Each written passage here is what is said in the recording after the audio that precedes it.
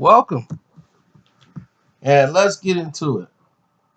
This is the truth behind the Big Mike versus Scarface and Rapper Records beat. Now, a lot of people might not know who Big Mike is when I'm talking, because you're young and don't really understand. When the Ghetto Boys was at their ultimate peak, with We Can't Be Stopped, with Willie D, you know, Mind playing tricks on me, which they still play to this day. That was like 1992, 91. Bushwick Bill been shot in the eye, shot himself in the eye, and Scarface was coming into his own. And at this time, Face was more focused on his solo record that he was dropping because this was supposedly going to be the last Ghetto Boys out. And Willie D jumped up and left the group when they were still going to put out solo projects and come back. Willie just didn't want to do it no more. Mainly because he couldn't stand Bushwick Bill. That was his main person he just didn't like. So that was done. So during the 92 era,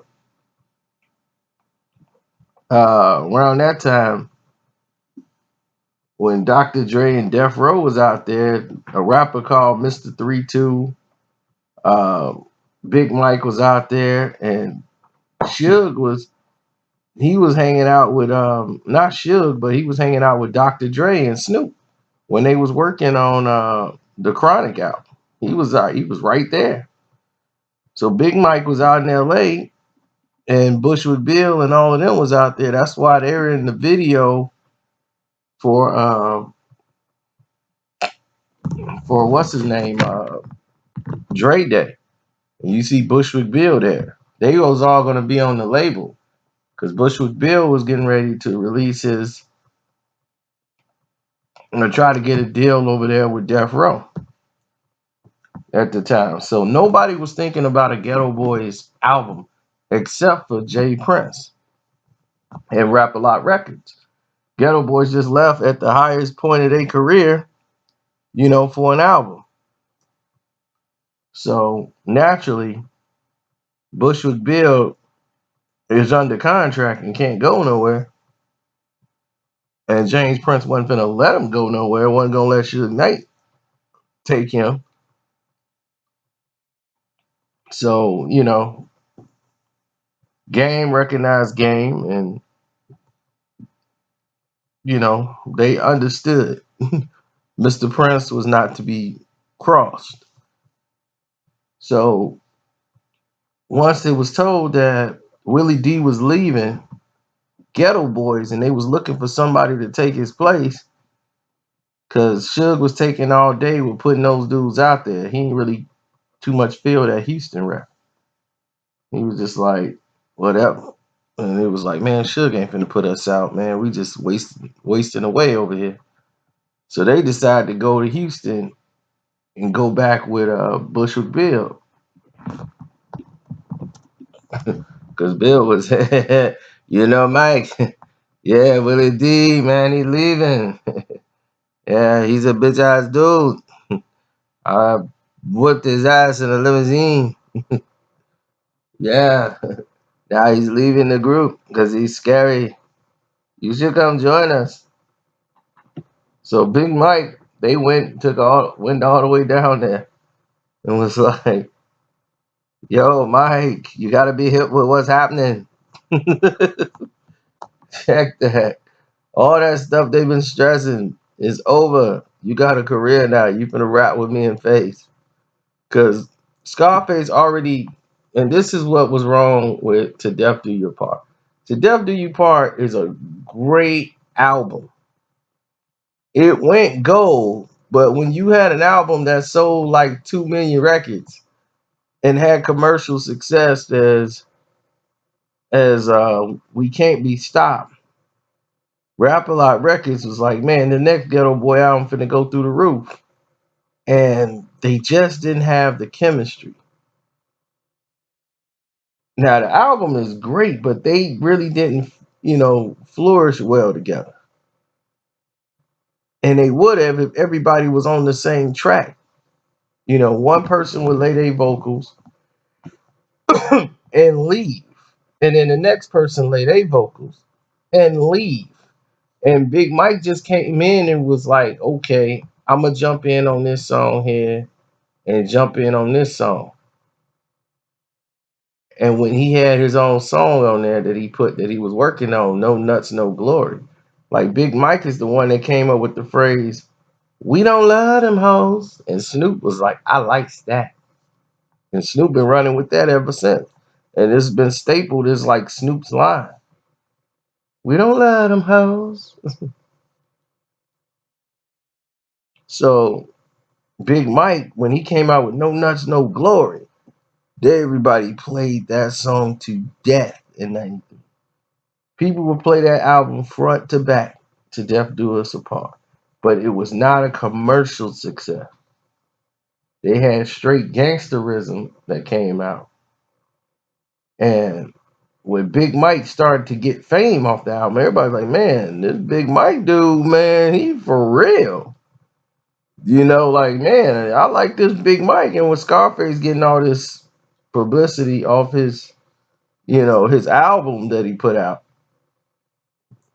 he's getting buzz from that. He's really not too much concerned about doing another Ghetto Boys album. But in Big Mike's point of view, he feels Scarface is, a little jealous of the fame. So that Big Mike is getting some pull, like, man, go ahead, Big Mike, he coming up. And a lot of people was talking about Big Mike. So Scarface is not on straight gangsterism. He wasn't on that song at all. But that was everybody's song. So what Scarface do is they talking about they finna put a video out for straight gangsterism. And Scarface goes and writes a verse and jumps on the song that he wasn't even on. Now everybody liked Big Mike on that song. Scarface went and made up a verse because on the CD he's not on there about him slinging parsley seeds, and everybody's like, "Whoa, wait a minute, what is Scarface doing on this song?"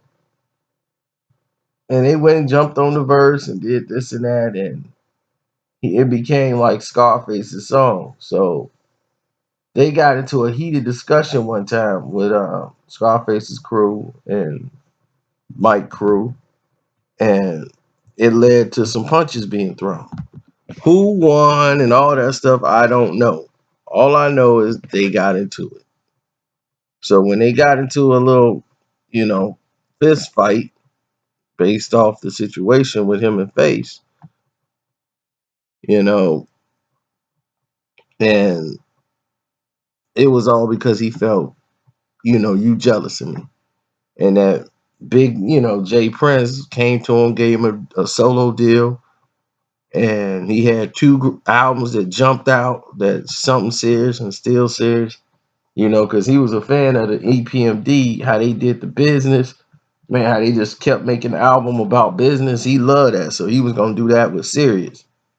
He had, like I said, Something Serious, Still Serious.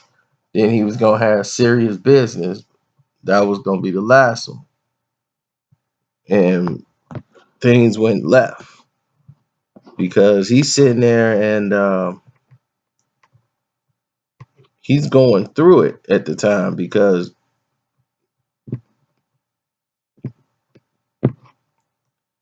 during these times he was having problems with the label.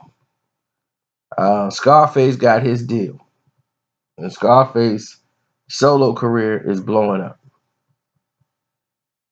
And everybody's loving Mr. Scarface at the time. So Face is known as a solo artist. Big Mike is still putting out his records, and they doing solid. But they were pressuring him to sign a new record deal.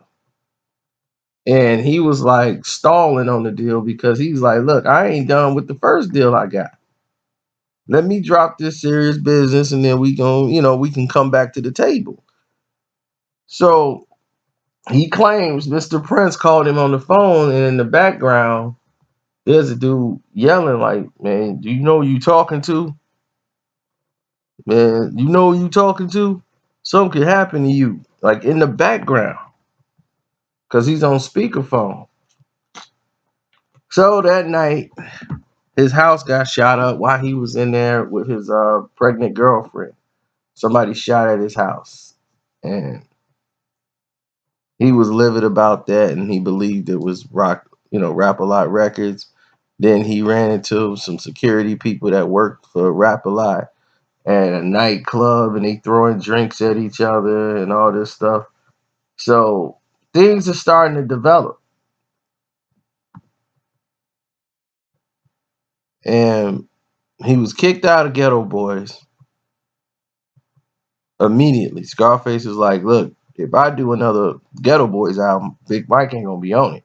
He's out. And this was after the Scarface fight, of course.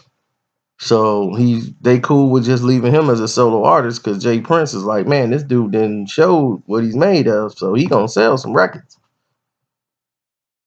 And Face want to be the main person on the label. He nobody gonna outshine Face, and that didn't go over too well with Mike. And once Big Mike said, I want my money, he was like, we could discuss your money as soon as you sign this new contract. He's like, now what my new contract got to do with my money that you owe me? I don't need to. That's like someone you bet somebody, you win the bet, and they was like, I'm gonna pay you your money as soon as you bet me again on something else. It's like, no, I don't have to bet you on something else. You lost, you pay. That's just the name of the game. You lost, you pay. So after this was done, he chose not to do what they said. And after all these altercations, he got mad and said, you know what? I'm gonna burn this company to the ground. He decides to go in and burn down the studio and go and burn down the actual company. I mean, gasoline, kerosene, the whole thing. So, attempting to burn down some of the studio, he was arrested. And when he got arrested, he got tried for 6 year sentence, where he did like 3.5 and was released. So he comes back and he was like, man, I miss my kids. My whole career was destroyed after that. And when he came home, his name was ran through the mud. Everybody's like, man, he was on drugs, man. He was going off that stuff, man. He just went crazy, man. Tried to burn down the studio because he was trying to smoke crack. All of these things they put out there on him. So when he came home, he was like, oh man, none of this is true. And they just threw my name through the dog. He grinded it up. He's like, and none of that was true. I just made the wrong decision on how to handle it.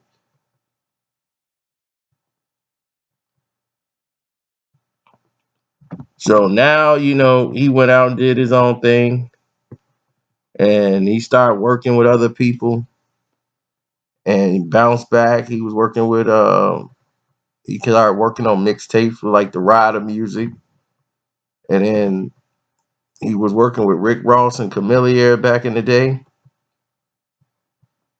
doing his thing independently now. But other than that, nobody has any like real harsh feelings towards one another. It was business, and business is now over.